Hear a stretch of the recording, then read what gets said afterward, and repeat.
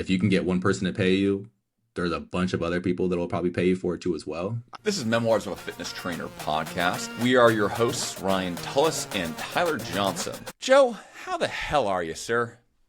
Great, man. Never been better, honestly. Ooh, that's what I like to hear. Yeah, How's life man. been treating you? How's the bodybuilding, work? Bodybuilding has been on the back burner as far as working out and training like a bodybuilder. I find myself doing that occasionally still, but bodybuilding as far as the sport is definitely something in the past for me. Did it, succeeded in it, but then just put it off to the side as something I wanted to do. And that's the whole reason I did it, just to scratch it off my list. Just to say that that's That not kind really a of part. passion transitioned away from it. It did. And it was just something that I always knew I can do, but just never really made that jump to do it. So yeah, that competing is, I think in the past, I guess we can say, but still training my clients, obviously, with that same type of passion that I have with knowledge and everything like that, that I apply to myself. But yeah, the business is going good, man. Nice, man. You guys have grown on the content creation side, working with more brands? Grow a lot more. A lot of local brands, anywhere from barbershops, gyms, wine lounge, pub, brewery, catering events. Like we've done a lot of different things. So Little honestly, I'm parallel. a little everything. I'm just dabbling in everything, really. At one point, I was doing car photography, but I realized that just wasn't my thing. So yeah, I'm a believer in trying a bunch of things until one of them sticks. And my thing that I feel like is sticking is just being able to get across the whole strategy behind content creation and why it's important and how it is the same thing with personal training. The repetitions you put in, right? Over time, you see those slow, small wins kind of add up. And before you know it, your content is doing really well and everybody knows your name. So, same things with personal training. You stick to the meal plan, you hit your meals every single day, and you go to the gym and do your cardio and you sleep well.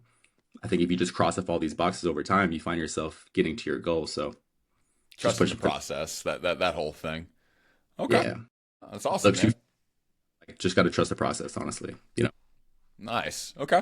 How are you guys finding social media clients in the content creation realm? I'm curious. So it's mostly just been word of mouth. Word of mouth has been really just pushing it. And then honestly, I collab with everybody on my social media posts. So if you look at my Instagram page, everything on there for the most part, about 90% of the posts on there are all collaborations with the businesses that I'm working with. Across my page, they might see some people that they recognize, or if there's a business they've been to, it obviously makes me a little bit more credible. So essentially, it's a resume of everybody Mm. that I work. And then I Great try and social piece, clout. yeah, and then I try and piece little things of myself because I realize that if I'm just behind the camera all the time and I'm only showing my clients, how are they going to really connect with me as the brand, the creator, and so on and so forth. So just been trying to get more of myself out there, but obviously highlighting my clients' work so that everybody can kind of see what I do. I like it. I mean, it's a similar approach you take to social media and just building a personal training brand. So Yeah, it kind of just feels like we're taking the same lens. We're just looking at something different now with it is all. yeah, 100%. Love that. Yeah. With the personal training, I mean, the content has always been key. I mean, for me as a personal trainer, just getting the stories on Instagram out there so people can see and tagging my clients and getting other people to see those reposts. Or if I had someone come in for a free session, I always made sure to put them up in front of the logo or do a selfie with them and just tag them and say, they came in for their first session. Even if they sign up, I just wanted to get something online to show that they were here. And if a word of mouth friend of a friend sees them, they are a client, not even the person who came in initially. So yeah, with social media, word of mouth has been really well, but we're trying to get more into the ads. I'm trying to look more into, creating organic content, but then pushing that content to then reach a bigger audience, if that makes Yeah, sense. So no, being a little less local and being a little bit more global, that side of things. yeah, but even then, there's with the algorithm and how everything works, you never really know who's going to see your post nowadays. There's so much that goes into it, and that's why it's very confusing. So we try and do our due diligence by doing research on what it takes to, maybe help your Instagram do better or TikTok or YouTube Shorts, just with simple strategies, just to, get your stuff out there and hopefully work with the algorithm so that these customers can see us and then obviously, do business together. Love that. Okay, well, let's pivot from there into a little bit of your story. Because I know a gist of it that you were working in more service and more the food industry for a while before training. I know I did a little bit Yeah. of deep dive on the IG.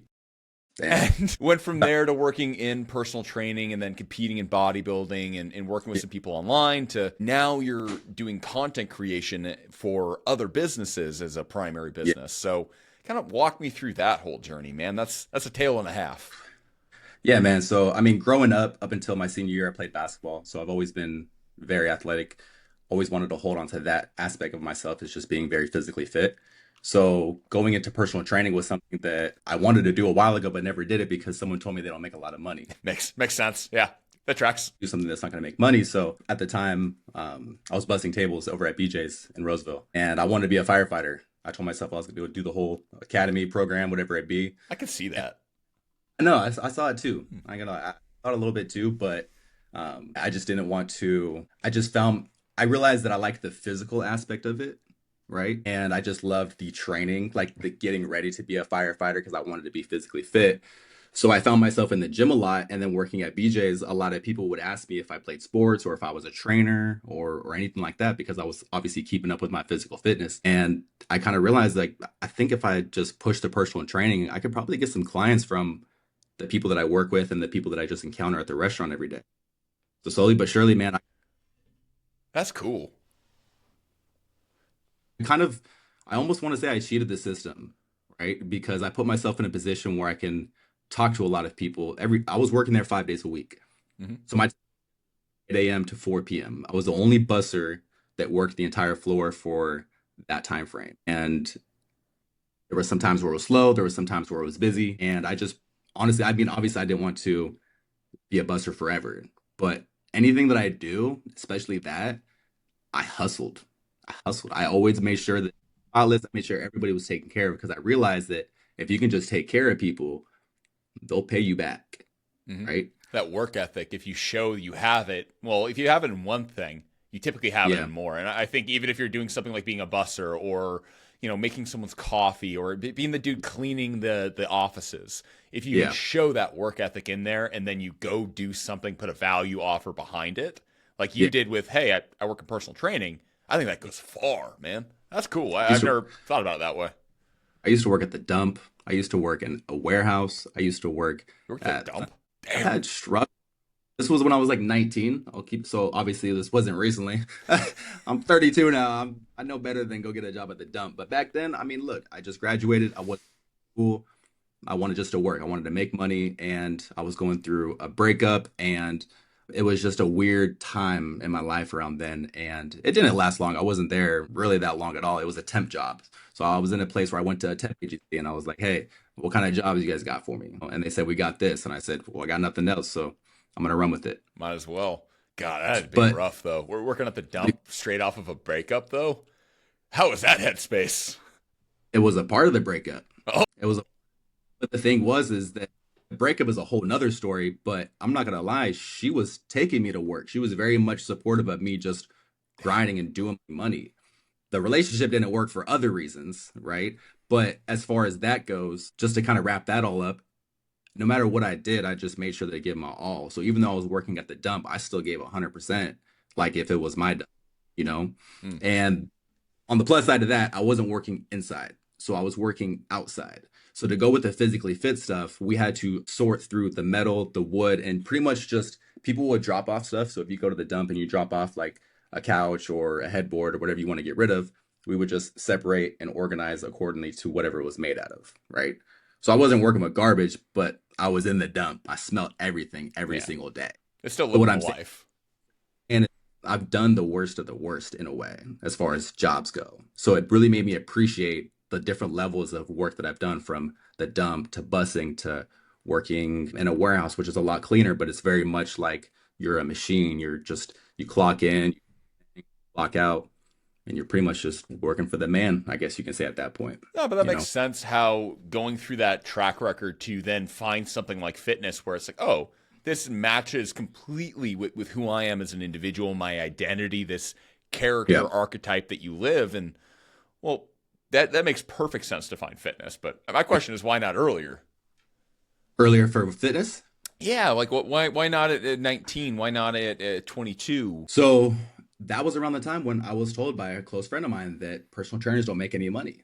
That was Ah, probably around, I want to say 20 years old 21, 22, somewhere around there. So I did a bunch of dead end jobs, but look, I was in the gym 6 days a week on top of those jobs. I still was, doing my macros, just, messing around with my fitness pal, seeing what that was like. Cause, like 20, so the dump was 2013, 13, I want to say. Fitness was booming on YouTube 2010, 2011, and then obviously up until like 2016 is what you can call like the golden years of YouTube as far as fitness creators go and everybody putting their stuff out there. So the gym was always there. I would still train hard and tell myself like, oh, I'm fit. Obviously, I have the genetics. I put in the work over time. I've been working out since I was 13 years old. My mom got my first gym membership, and she would take me, and I would just do random machines that had a picture on it. If I had a picture on it, it's pretty self-explanatory. Pull up bar, pull myself up, bicep curl, just pull up. And then little by little, I was kind of introduced to more technique by coaches through basketball. And just the weights have always been there, man. The weights have always, no matter what type of job I've been doing, the weights were always there. So when it came to personal training, I just really believe in perfect timing. I say, so you'll say, why not earlier? Just wasn't my time. No, I That's get what, it.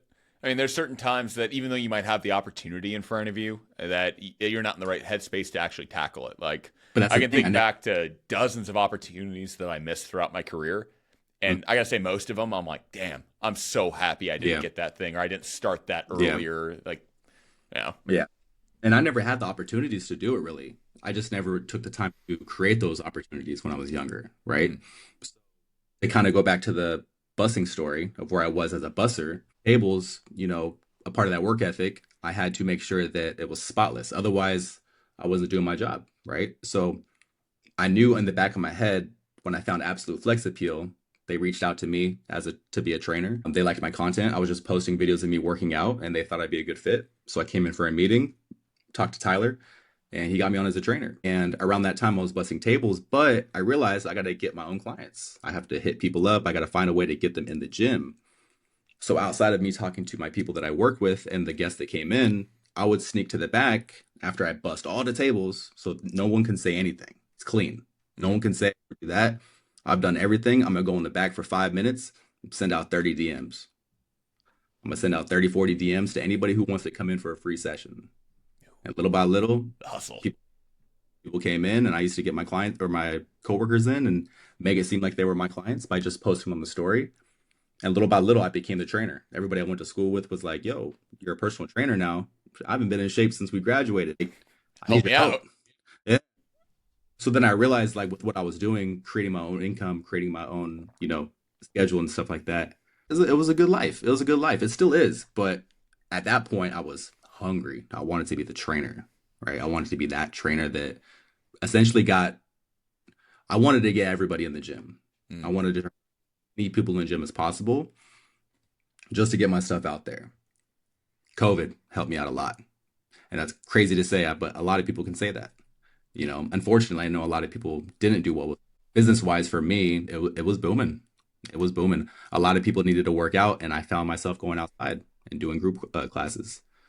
I So think a that lot of picked up. people around that time entered into the career or diverged from it. It crippled a lot of businesses, a lot of people that had invested into gyms. I mean, you think Yeah, about it, the first 2 years of being in a gym and then 2020 hits. Like, how's that going to go? Not yeah, great.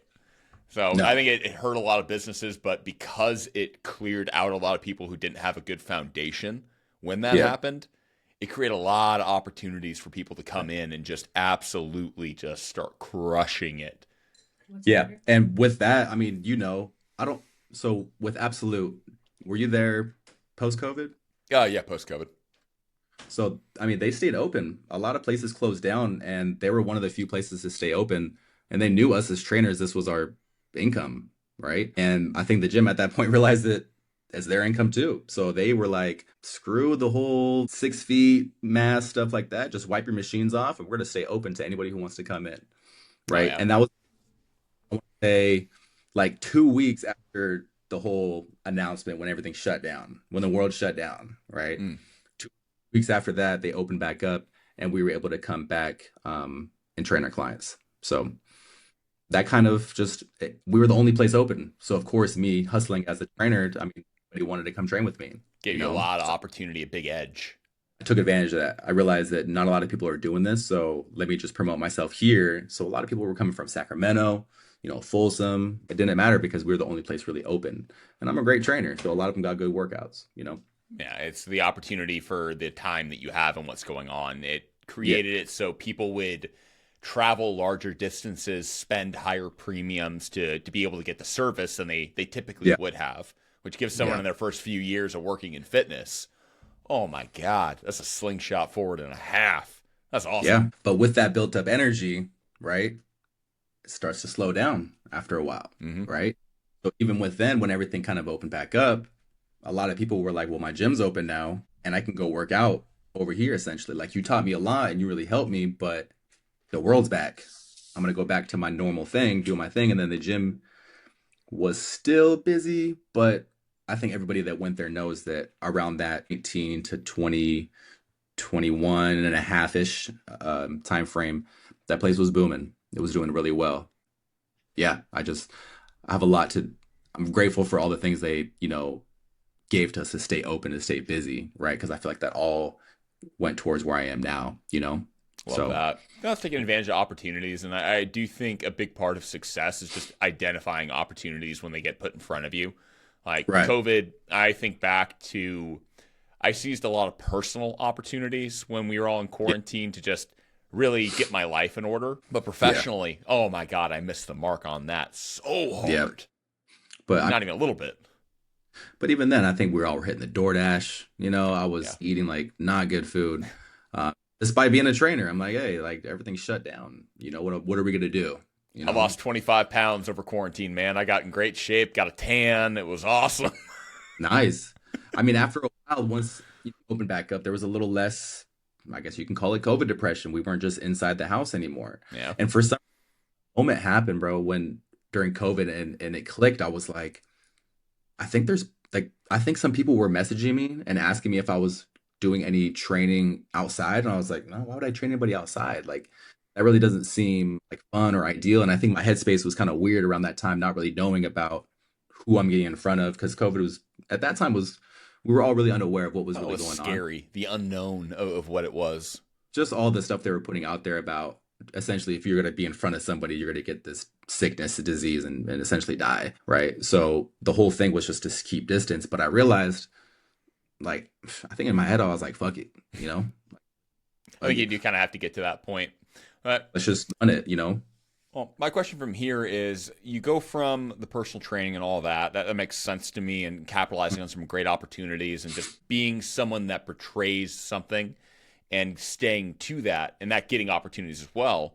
But where Mhm. do we transition from that to now what you do with JC Visions with content creation? And instead of you being the guy that's creating content for yourself, now you're Mhm. creating content for other businesses, a little bit more business to Yeah. business versus person to person sales. Yeah. So what I realized with personal training is that, as you know, our job is dependent on our clients. If our clients don't necessarily follow the plan, or if they, I guess, veer off track in any way, despite us giving them the actual game plan and roadmap to how to get to where they want to be, depending on the personality and how, I guess, well you guys connect and trainer, are they really going to get there? And are they going to get there when they want to get there? The instant gratification, right, is not there with personal training. It's just not there, as it shouldn't be, because it is a journey. It is a lifestyle. It is a whole thing that people have to essentially change their lives for, right, to get to where they want to be. So some of the same principles apply to making content for other people, right? The reps, you have to practice, you put it out there. There's good form, like there's good strategies on social media for posting, right? It all ties in because the end goal is to get noticed for clients or for content creating clients. They want to get noticed so they can get more business, right? Mm. Personal training is more personal. Obviously, they want to get those results so they can get more confidence. But where I am needed, I found myself enjoying it more on the content creating side because my business is dependent on what I do. My videos have to have strategy. They have to look good. They have to flow well. There has to be good music. That's all based off of my creative. So I liked content creating for the fact that I can take more in my control rather than relying on my clients' progress, despite me giving them everything they need. Because I know we've all been there where you got that one client which it's just not clicking. And you guys have those sessions, we might have been training for multiple years still, and for some reason, it's still not clicking. And sometimes I'm like, they give me that whole like, I can't train without you. I can't train as hard without, which I understand. I get. I love that because that shows that I'm doing a good job as a trainer. But long term, we all know that clients are going to come and go, Well, right? if it was as easy as following a steps 1 through 10, like following Right. instructions, like that's the whole thing. It's like, what do I need someone there to do? I can just look online. You think it's Essentially, as yeah. easy as just following a to-do list? Oh my God, I wouldn't have a job. And then I think with content creating, I found myself following more creators online. So social media is showing me more of that instead of the bodybuilding stuff, which at one point it was just too much. I wasn't into it, so I didn't want to see anybody on stage or posing or grunting hella hard when they're working out. Like it wasn't my focus anymore. It wasn't really like pushing my creative, I guess you can say, right? Mm. Just anymore. But with me training my handful of clients that I have now, I still enjoy it. I still really love personal training. I will always train somebody who needs me, even though I've kind of taken that back a little bit more because JC Divisions is building up a little bit more. I mean, it's another income source at the end of the day, right? So if I can find a way to help somebody get to where they want to be in one way and then do the same thing in another way and help them and they help me, I don't see nothing wrong with it. And I love it. I love having a balance and doing different things. Because for personal training, I like it's that stacked. though. It's coming from it from a way to still exercise the creative muscles, that thing that does inspire you to have passion towards doing something. Where Yeah. content creation can absolutely be that, but it can also be something for a lot of people. It's this massive negative detractor to the whole business experience. So Yeah. there's a need in you coming in there with something that, again, it facilitates that inspiration, that passion, that fun. Yeah. And then you still Yeah. do training at the level at which you enjoy, whether that's having 50 clients or having 10 clients. You've Yeah. still found a way to balance it out to get the best of both worlds, which I really like. And this is my favorite part of your story. Yeah. And I've had the 20 clients. I've had the 6 a.m., 7 a.m., 8 a.m., 9 a.m., 10 a.m., Oh, work at 11 a.m. to like it's 1 rough. p.m., take a nap, eat some food, 4, 5, 6, 7, 8 p.m. I was doing that at one point, Monday through Friday. And then occasionally Saturdays and Sundays, I would take clients. That was COVID. I wasn't going to turn anybody down. If you're willing to come to me and listen to me and pay me and we get you in shape, that's what I'm here for. Let's keep it real, right? You got to first listen to Joe, and then you have to show up. But I mean, I guess you can pay him. I like the order of operations you got going on there. Look, as long as I get paid, you know. But with how we do it, it's in bundles, right? Like, Yeah, that has to be a portion of it. If you're a business owner and you're not getting taken care of to some degree, or you're not living the lifestyle that you feel equals out the level of work you're putting in, I don't care what you're yeah, doing or how much you love it. You're going to hate it eventually. for sure. And with that, I mean, content creating, personal training physically on my body has been a big shift and how I move my body. So as a trainer, I'm on my feet. I'm constantly up. I'm stretching with clients. I'm rolling out with clients. I'm taking advantage of them doing it. So I'm going to do it myself. If I'm not just going to sit there and not roll out when my back's tight, One of the little perks. It's kind of nice. roll out too with you. So I found myself doing that and just being on my feet more often, right? Getting more steps, boom, boom, boom. Going to content creating, I'm sitting in a chair just like I am right now for a long time. I Sitting in that forget to, chair life's fun. man, I feel like I'm losing my ass though. Like I'm sitting too much, right? But not meals, right? Like sometimes forgetting that I have to eat because I get so caught up in, Yeah. you know, getting a video. Some of these edits sometimes will take anywhere from 30 minutes to a couple hours. Sometimes I got to edit, break away for, half a day and come back and hit the next day.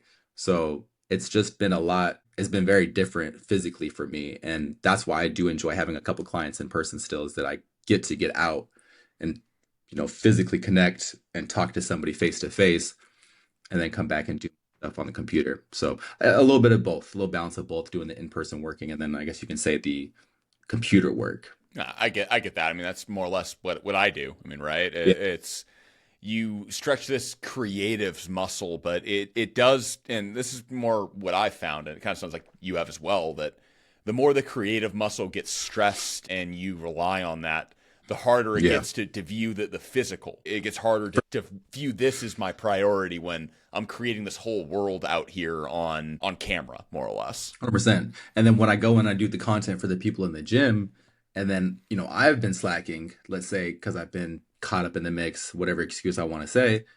I go to shoot some people in the gym content wise, and they're getting after it. And they're jacked. They're shredded. I'm like, I guess probably work.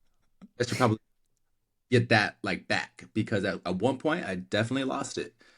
As of I want to say sometime in 2024 towards the end, I found myself in a slump, like a major slump. I think bodybuilding and personal training, I think everything just hit me and I realized that I've been doing this for a long time and I felt a sense of burnout and just me working out, not even personal training because I've experienced the personal training burnout from training so many people, but I've never felt it for myself. Mm. And last year, and I started thinking, man, do I really want to train like a bodybuilder? Like, and then I started thinking back to how I used to work out, more plyometrics, sled pushes, box jumps. I would do a lot of mobility stuff. Like, it wasn't always about lifting the heaviest. It was more about just moving my body in ways that an athlete would, right? Mm. So I've kind of been tossing back and forth with that type of training style lately. I enjoy it more, and I didn't have a good workout. It just felt very repetitive, and I needed something to get that drive back. And I actually went to Lifetime recently and worked out with some friends because I haven't worked out with people in a while. I've been very just on my own thing working out because when we're competing, that's kind of instilled in me is I have a program, I got to follow the plan. I can't have somebody coming in and messing up my rest times, right? Less So you social. put yourself in this box, like you can't be, like you can't work out with anybody. No one can. Everybody's gonna get in the way. If anybody trains with me, they're gonna mess up my progress. And when I step on stage and I don't do well, it's because I was working out with people, right? So I'm trying to untrain my mind like that and realize that there's people out there that want to push as much as I do. So my barber that I make content for, he very much is consistent in the gym. And lately we've been hanging out and going to Lifetime the last 2 weeks, 2 weekends, and it's been good, bro. It's been fun. I actually found myself just not even thinking about training. We were just kind of going with the flow, and we started box jumps. It was just good to get outside of my bubble too, which I can also touch on. Environment is huge, and I'm realizing that more lately. You Mm. won't see it. It makes sense. I think I think it makes sense. A lot of times in fitness, we have to think about the next realm. Like Yeah, bodybuilding for me, growing up and like coming up in fitness was, I thought it was stupid. I'm like, you guys are yeah, idiots. yeah. It's like because my Look, whole background was combatives and working with things on very high intensity work to think about growing your biceps. So I was like, who yeah. even gives a shit? But Now, things change. I remember people growing up when I don't want to say growing up, but I was like 18, 19. I want to say when I was getting more into my prime for working out, because I want to say my senior year, I quit with the basketball team. Had a lot of drama having within that team to I found myself in the gym, right? So all of the seniors quit the basketball team. It was a whole lot of drama to where essentially all of the seniors, all my really close friends, one by one were like, I don't want to play anymore. I don't want to play anymore. And I was the last one. And I was like, well, none of my friends are here. Yeah, And then I I'm realized out. I like basketball, but I don't plan on being in the NBA. When I was younger, yeah, big dreams. I want to be an NBA player, but I'm capped at 5'11", right? I'm fast, but I don't think I'm built for the NBA, right? So it kind of just ended up going into more weight training, right? So yeah, the gym's always been there, man. I love that. So I got an idea of kind of where you come from. So we have some questions from here. I want to get your kind of take on some things Let's that do it. people deal with. So one thing that I find a lot of trainers kind of debate on is something on the channel that we do have an established opinion, but I like hearing contrast with it. Hmm. Should a personal trainer start as an independent or should they start at a box gym? What are your thoughts? Because I know you started as an independent, but you did get recruited to kind of go that route. So you did have a pretty good structure. So what are your thoughts? I think my answer might contradict what I did, right? So my answer actually is if you work for a box gym, I think depending on what your mindset is like, you might find yourself realizing that you don't want to work for somebody else. So Mm, but you don't like the aspect of, despite them giving you your clients, essentially they're still handing you everything to only get what might be a fraction of what it is they're actually charging for the business of a gym, right? So I think if someone can go through that and maybe experience a sense of, I don't want to work for anybody anymore, but I see these other trainers that are creating their own schedule and creating their own prices. How are they doing it? I come to realize that it's the same thing gyms are doing, outreach, advertising, content, whatever way to get to people. You can do it for yourself. But not everybody is meant to do it by themselves. Some people might want that stability. Some people might want the consistent income, even if it's not the full amount that they're getting or what they might get if they were doing it for themselves, Mm. right? My route was more of I did a lot of jobs working for other people, right? So doing that for so long, I realized that I don't want to work for other people, but I do want to be a trainer. So how can I be a trainer and not work for someone else? I got to do it myself. That makes sense. And I do think it allows you to have a good parallel for things. Because For sure. most people aren't built to be a business owner. Yeah. It's a cruel reality, but there is no guarantee for everything, and you do Mhm. kind of have to take on a significant amount of risk, which yeah, Yeah. if you work for a gym or a box, yeah, you don't have that necessarily that same return on value from effort to Yeah. return, but man, there's a lot more security there though. But is there? Yeah, there's really not, but it feels like it at least. Break it down, right? Like, is there? Because essentially you're a number. If you don't perform well, right? If for whatever reason someone comes around or if they do cutbacks or whatever, depending on how the gym goes, you're not guaranteed a spot.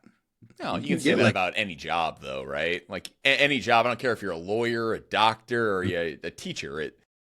yeah, You're only really as secure as the economics that fund your position. Eventually, if you don't right. meet that, then well, you're an unemployed doctor. So And I think it just depends on how you are too, right? Because if you are at a gym and you are training everybody, you walk in the gym and everybody knows that you're that trainer. The gym knows that you are that trainer and you are busy and you're essentially taking over the game. Let's say at a Lifetime, you're just killing it. Everybody knows that this is the person that's at Lifetime. Well, why is that person still at Lifetime? yeah, Why isn't that person doing their own thing? That person has taken over and shown and proven that they can build up a community and they can essentially get people to where they want to be. So break away, now they can do their own thing. So if somebody's at a box gym and they're not performing well, I don't think the independent route would be even a thing for you, right? You kind of have to, if you can't kill it when people are handing you clients, how are you going to kill it when you got to get your own? makes sense. No, I agree with that. I do think everyone has to view it through their own lens. Like I mean, it's me, it's because of the trainers I've worked with in my career, but I know a lot of these guys that are they can only survive and win in this controlled environment where everything is kind of taken care of for them. It allows Yeah, them to have that work-life balance. But I know a lot of there's other nothing wrong. guys. Well, like I know a lot of other guys. Like you would never work at like a 24-hour fitness as a regular PT. You'd hate it. Same thing. A good friend of mine, Doug Reynolds, a kickboxing coach, Hmm. phenomenal. Arguably one of the Yeah, best coaches I've ever worked with. If he yeah, went out on his own, it'd crumble. And yeah, that's just something where he doesn't have that type of balance. And yeah, everyone has this individual lens that they have to view their business in and what environment that I think they're going to do good in. But it's good yeah. advice. And for me, I wanted to actually be a trainer at Lifetime. That was Mm-hmm. my path. I touch on that. So I went from busting tables at BJ's to getting a second job at the cafe at the Lifetime in Roseville. Really?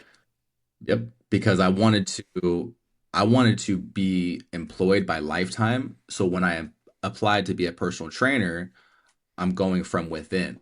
And I remember on my interview, I actually asked them what the process is like of hiring within for a different position if we get essentially looked at before anybody else. And they said, yeah, they prioritize their employees to move around before they take on people that aren't employed there. So in my head, I was like, okay, let me work in the cafe, take advantage of their free gym membership, right? Get some shakes for the discount, right? Get some food here, right? Those $20 Take milkshakes, they're great.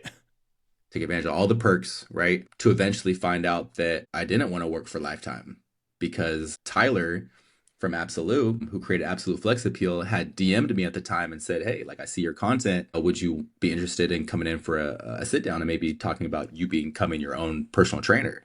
So I said, yeah, let's do it. Why not? Because I realized, do I really want to work for Lifetime? I didn't like sweeping floors, and I know that as a trainer, I'm not going to be sweeping the floors, but I feel like I would be doing the same thing in a way. Oh, you would. Just work. 100% would be sleeping force. For sure. we're not busy. Oh, I'm gonna have to go just organize or do some Yeah. other dumb stuff. There's a lot of administrative stuff that you end up having to do because they keep you as a full time, which if you're a trainer just starting out, having at least Yeah, minimum wage when you're yeah. hunting for clients is still pretty nice.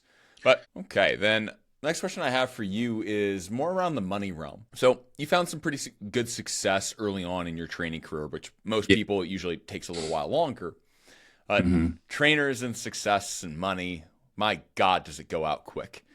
Can you tell Hmm. me about some of your less fun or less well thought out financial decisions and why you think about it that way in retrospect? Well, I've never really like. Are you speaking more as to like buying stuff when not needed, Buying or stuff, going out, getting merch. I mean, all the little yeah, things that we all do when you get that first $10,000 month or you realize, man, I need to push things forward. Let me go buy yeah. 10 grand worth of hoodies that, your I mom buys.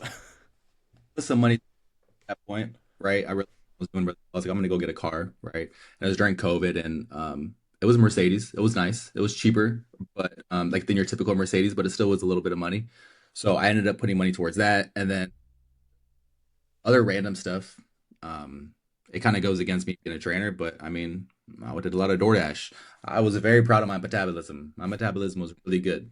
It still is decent, but back then I was able to eat damn near anything and still stay in shape based off of how I was training, right? Lost that. But yeah, with the money, as far as money goes, I never really bought stupid stuff. I think with money, I bought some merch, but I actually ended up selling that merch and making money off of that merch. So it wasn't really Nice. like a dumb investment, but I did buy too much stuff. So there was some stuff that I bought that never got sold, never even got opened because it was just maybe no one really wanted an extra small for women's, or maybe there was no one that wanted a triple X, even though I didn't buy a lot of them. I just wanted to buy a couple because you never know, Yeah. right? So those things never got sold. But as far as money goes, man, no, I've never really been dumb. I've never really been dumb with my money.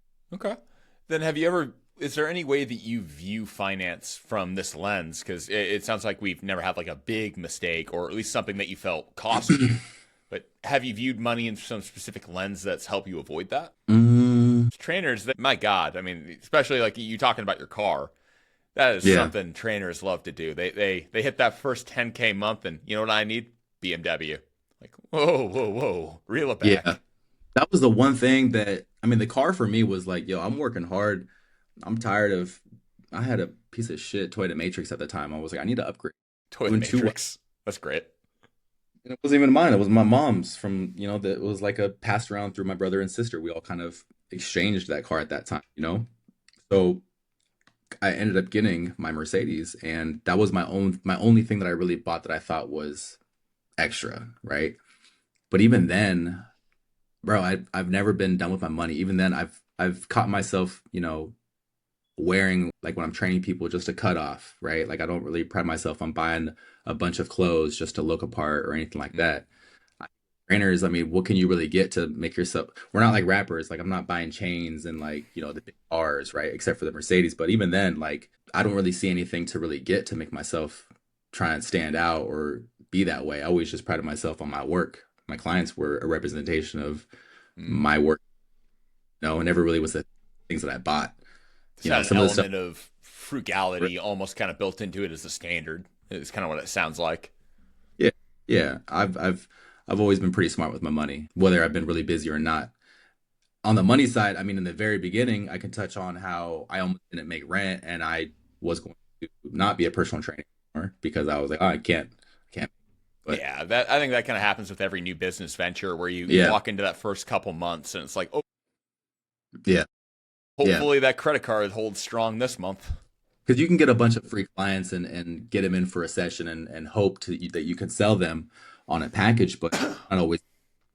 So when I had people come in and then I got my first taste of the holidays as a personal trainer working for themselves, I realized that no one's really trying to spend hundreds of dollars a month on training when the holidays are around. They want to save money. So I got a taste of being really slow to the point to where I wasn't sure if this was meant for me. And I just put my head down, shook it off, and I remember signing up like 3 clients within a week, and then had like a couple months worth of rent paid for it. I looked at it like so. Sometimes I just it was hard, but I just try not to give up.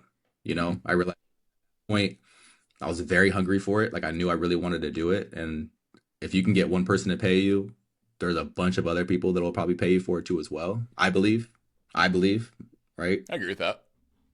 Gotta be other people that will too, right? And depending on how good you are, consistently these people will pay you, right?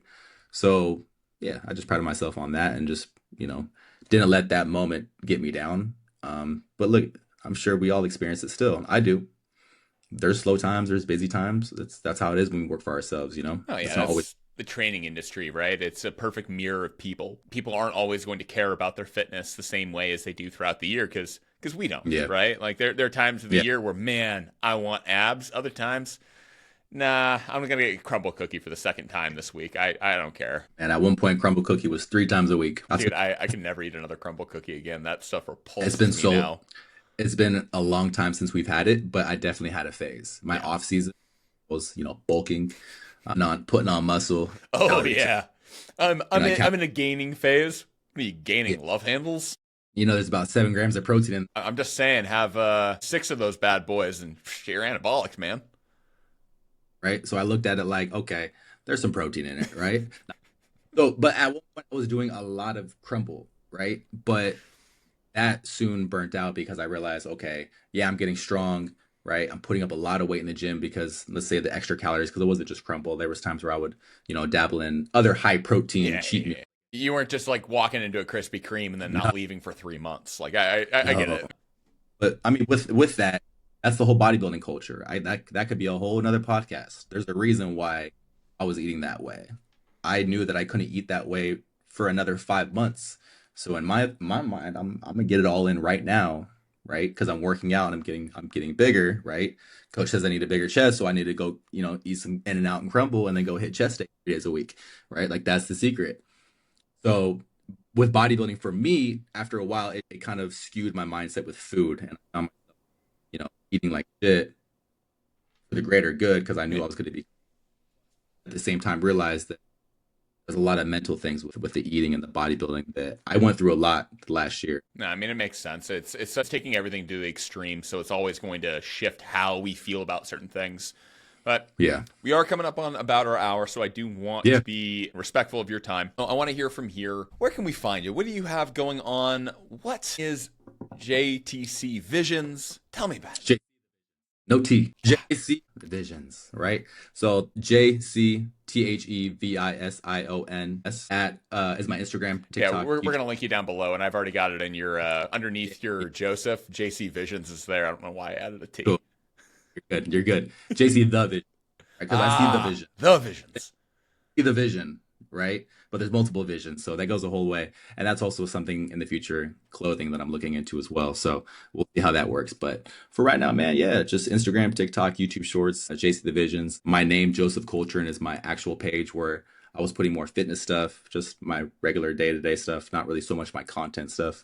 I kind of look at JC the Visions as my business page in a way, and my other one is more my personal one. Love that, man. Well, dude, I really appreciate having you on. I like the contrast to hearing about how Yeah, you've gone because much like Liza, it's different. It's yeah. not the path that other people take, and it shows that you can achieve success even if you do want to go a non-standard path. But dude, I loved having you on. We're definitely going to do more of these, but appreciate you. And then we'll do our next content after this. But we'll catch you here My in the guy. next one.